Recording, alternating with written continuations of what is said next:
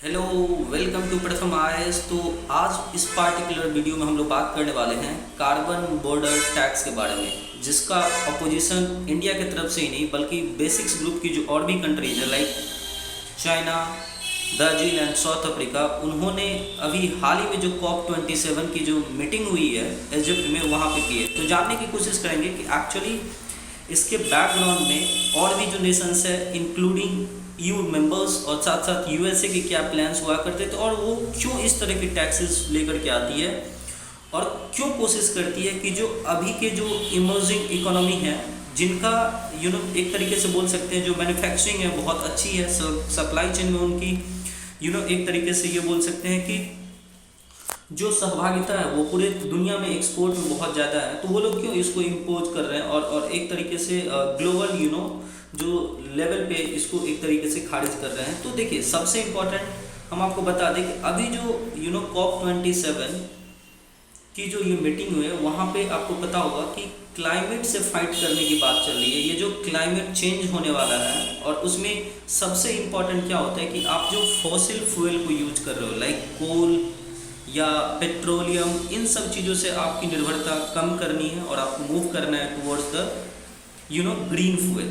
हालांकि मैं एक चीज़ बता दूं आपको कि ये जो ग्रीन फ्यूल है केवल एक तरीके से आप बोल सकते हैं उस कंट्री को नहीं एक तरीके से प्रभावित अच्छा करेगा क्लाइमेट से फाइट करने में जो ज़्यादा यूज करता है इन चीज़ों को, हालांकि बल्कि पूरे जो दुनिया है, क्योंकि क्लाइमेट जब चेंज होगी ना तो ये किसी को देख के नहीं चेंज होगी, ये सारे वर्ल्ड को जो है ना आपको इम्पैक्ट करने वाला है। तो यहाँ पे जो बेसिक ग्रुप्स है जिसमें चाइना, इंडिया, ब्राज़ील और साउथ अफ्रीका आता है, जो एक तरीके से आप बोल सकते हैं हमारी जो रसिया को छोड़ करके जो ब्रिक्स में आती है, ठीक है, उनको हटा करके यहाँ पे सारे कंट्रीज हैं। तो इसमें जो बेसिकली हुआ क्या आपको कि EU की जो यूनिलैटरल मेजर्स और डिस्क्रिमिनेटरी प्रैक्टिस है, जैसे कार्बन बॉर्डर टैक्स हो गया, आप ग्रीन डील के तहत सुनते होंगे जो EU की ग्रीन डील हुआ करता था, तो उसके अंतर्गत ये सारी चीज़ें आती हैं। इवन USA में भी इस तरह के टैक्स है, मैं आपको बताने वाला हूँ आगे। तो इसका जो ये यूनिलैटरल मेजर और एक तरीके से डिस्क्रिमिनेटरी प्रैक्टिस बोल सकते हैं जो इंडिया ने मुख्य रूप से उठाया है, इसके लिए इंडिया ने एक तरीके से बोल सकते हैं आपको बिल्कुल अनएग्री कर दिया आपको इस पार्टिकुलर G20 के समिट में। और ये जो चीज़ें हैं ना, आपको इससे पहले भी जब आपको G20 मिनिस्ट्री हुई थी कहाँ पे, इटली में, अभी तो इंडोनेशिया में हो रहा है, ठीक है, उस टाइम पे भी यहाँ पे आप देख सकते हैं, ये मैं आपको यहाँ पे दिखा रहा हूँ, developing countries including India are expected to raise their concern over the European Union recent proposal on the first of its kind tax that is carbon border tax. But ये चीज़ें जो है ना आपको मैं बता दूं कि ये कम्प्लीटली जब फोर्स में आएगी EU में, तो ये 2026 में आएगी। अभी जो ये फेज चलेगा लाइक मान लीजिए 2021 से लेकर के 2025, या आप अभी के हिसाब से समझ सकते हैं 2023 से लेकर के 2025 तक, ये जो 2 साल का जो फेज है ये ट्रांजिशन पीरियड होगा। अब मैं आपको बताने वाला कि कार्बन बॉर्डर टैक्स क्या है। देखिए, अगर मैं आपको बोल दूँ कि आप एक कंपनी चलाते हैं और आपने अपना एक प्रोडक्ट सेल किया, तो जब आप एक प्रोडक्ट सेल करोगे तो आप प्रोडक्ट को कोशिश करोगे कि एक्सपोर्ट ज़्यादा से ज़्यादा दूसरे कंट्री में हो। इससे क्या होगा कि एक तो आपकी कंट्री में भी इसकी कंजम्पशन बढ़ रही है और आपको एक ग्लोबल पहचान मिल रही है, और आपकी प्रोडक्ट अगर बहुत अच्छा वायबल है, कॉम्पिटिटर को बहुत अच्छा से टक्कर दे रहा है, तो आपकी रेवेन्यू में बहुत दिनों दिन ग्रोथ होती जाएगी। लेकिन EU वाले क्या बोल रहे हैं कि आप उस प्रोडक्ट को कहाँ से ला रहे हो, किस पार्टिकुलर एनर्जी का यूज करके मैन्युफैक्चर कर रहे हो, that is very very important, ठीक है। But before in going details I will give you a numerical. यहाँ पे है the technique of inducing rain from cloud is called cloud computing, cloud control, cloud engineering, cloud seeding. आपको comment box में बताना है और मैं आपको इसका जो आंसर है लास्ट में दूंगा, ठीक है। तो हम लोग चलते हैं, कहाँ पे थे हम लोग कि मान लीजिए आपने एक वस्तु को तैयार किया और जो आप उसको बेच रहे हैं, तो आपकी कंट्री के साथ साथ उसकी एक्सपोर्ट बढ़ेगी। तो होगा क्या, होगा ये कि आपको ग्लोबल पहचान बन रही है और साथ साथ आपकी रेवेन्यू बढ़ रही है, और जो कंपनी कंज्यूम कर रहा है उसकी अपनी करेंसी भी कम होगी, उसका अपना रोजगार नहीं बढ़ेगा। क्यों? क्योंकि वो डायरेक्टली वो मार्केट में से कंज्यूम कर रहा है, ठीक है।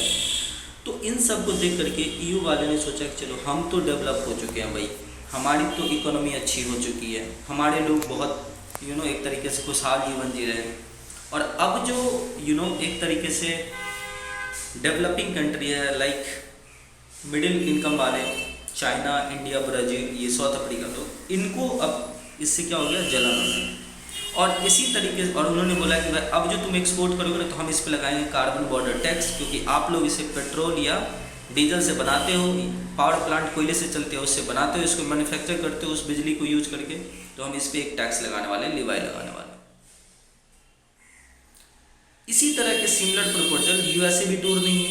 यूनाइटेड स्टेट में डेमोक्रेट्स, जो बाइडेन की जो पार्टी है, उन्होंने प्रपोज किया था अपने तरीके का एक tax on import from countries जो लैक करता है सब्सटेंशियल क्लाइमेट पॉलिसी। ये जो बाइडेन और जो बाइडेन की जो पार्टीज है उनका तो ये हमेशा से एक तरीके का आपको पता होगा कि क्लाइमेट के लिए बहुत जागरूक होते हैं as compared to the Republican जो ट्रम्प साहब की पार्टी है। तो जो बाइडेन जी का जो पार्टी था वो क्लाइमेट से लड़ने के लिए 3.5 ट्रिलियन बजट प्लान किया था, उसी के अंतर ये एक तरीके से जितने भी इंपोर्ट हो रहे थे टू यूएस उस पर टैक्स लगाते थे। हालांकि ये जो है ईयू के प्रपोजल से थोड़ी कम है, इसकी डिटेल्स अभी उतना आई नहीं है, ठीक है। ऐसा पॉलिसी ईयू कुछ ज़रूरी नहीं कि ये आपको इटली में जब G20 हुआ था उसी टाइम से लगभग 2020 के बाद, ये पहले भी है। एयरलाइंस पे आज से 1 दशक पहले जो है ऐसा सोच रहा था कि जो कार्बन पॉल्यूशन प्रोड्यूस करता है ज़्यादा, तो जो भी यूरोप में एक तरीके से लैंडिंग करेगा बाहर से एयरलाइंस, उस पर इस तरीके के जो है ना पॉल्यूशन टैक्स लगाया जाएगा। तो ये चीज़ें जो है ना एक तरीके से यूनाइटेड स्टेट और चाइना के हैवी प्रेशर के बाद इसको खारिज कर दिया था, क्योंकि ज़्यादा जो प्लेन है वो बोइंग से चलती उलती है, ठीक है। तो इससे होगा क्या कि लोग जो है ना एयरलाइंस को एक तरीके से थोड़ी कम यूज करना स्टार्ट करेंगे, और फिर उससे क्या हो जाएगी, इन सारी कंपनियों की अपनी खुराकी बंद हो जाएगी।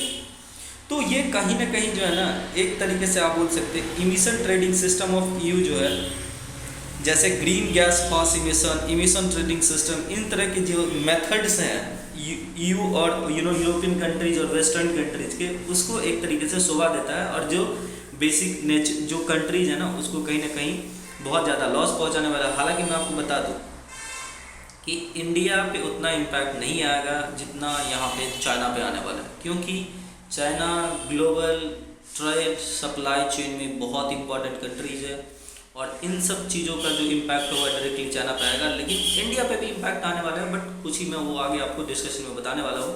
तो एग्जाम पर्सपेक्टिव से आप देखिएगा बेसिक कौन कौन से कंट्रीज हैं, ठीक है। और ये जो है ना इसे ज्वाइंट स्टेटमेंट में डिस्क्रिमिनेट नहीं बोला हम लोगों ने, ठीक है, मतलब इंडिया और ये बेसिक कंट्री जो भी है, ठीक है। और बताया कि ये जो पार्टिकुलर एक तरीके का प्रपोजल है, these are the against the principle of equity and common but differential responsibility and respective capability, that is CVDRRC। और इस तरीके के जो एक तरीके से बोल सकते हैं ये absurd है, एक तरीके से बोल सकते हैं बायस्ड नेचर्स का है। जो रिचर कंट्री जो है ना वो अपनी रिस्पॉन्सिबिलिटी से बचने के लिए कि वो क्लाइमेट से लड़े, वो क्या कर रहे हैं, एक वल्नरेबल कंट्रीज जो अभी डेवलप्ड होने की राह पे चल रहा है, डेवलपिंग है, ठीक है, उस पर इस तरह के चार्ज लगाए जाते हैं, ठीक है। इंडिया पे अगर इम्पैक्ट की बात देंगे तो EU is India's 3rd largest trading partner.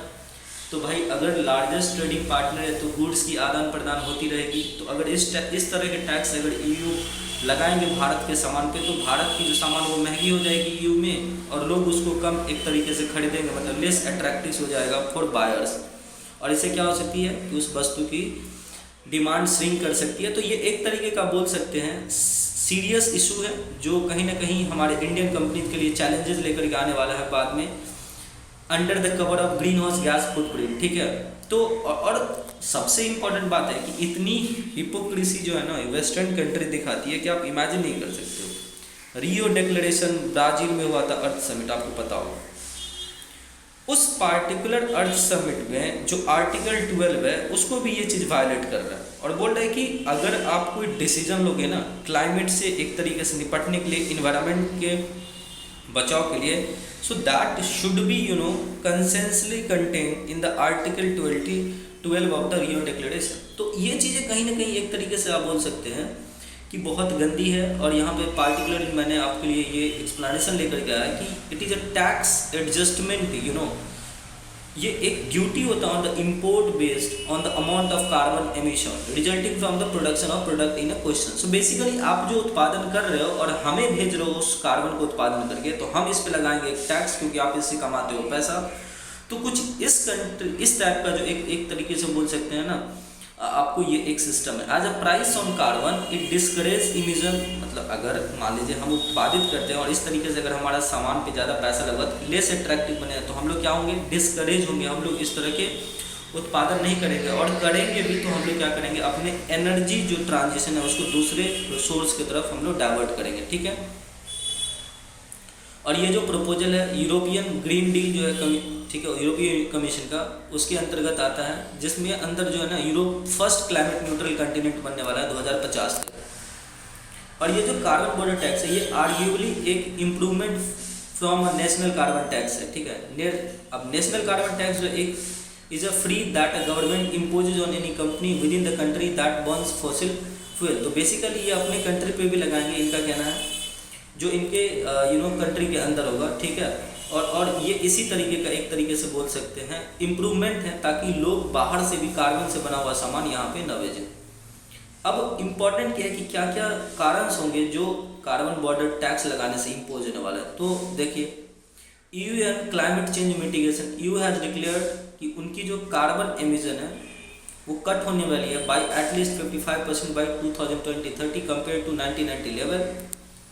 और ये जो है ना 24% तक गिर चुका है आपको, ठीक है। हालांकि अगर आप इसमें देखोगे तो emission from import contributing to 20% of EU CO2 emission are increasing, क्योंकि खुद ही वो तेल खरीद करके जला करके ठंडे में बचते हैं। तो ये सब एक हिपोक्रेटिक है। उम्मीद करते हैं कि आपको सेशन अच्छा लगा, और आप क्या सोचते हैं इन सब चीज़ों पे प्लीज़ हमें कमेंट बॉक्स में बताइए। यहाँ पे आप देख सकते हैं कि क्लाइमेट चेंज मिटिगेशन है, कार्बन लीकेज है, इन सब का दुहाई दे करके ये चीज़ें वो लोग कर रहे हैं, ठीक है। तो आप हमें एक कमेंट में बताइए कि इसके बारे में आप क्या जानते हैं। चलते हम अपने MCQ की तरफ, और देख रहे हैं यहाँ पे कि क्लॉड जो ये इंड्यूसिंग रेन होता है क्लॉड से, उसको हम इस टेक्निक को क्या बोलते हैं, क्लॉड शेडिंग बोलते हैं, ठीक है। सो आप हमें कमेंट बॉक्स में बताइए कि आपकी क्या राय है इसके बारे में, ठीक है। उम्मीद करते हैं कि सेशन बहुत अच्छा लगा होगा। Thank you so much for watching this video. बहुत बहुत बहुत बहुत धन्यवाद।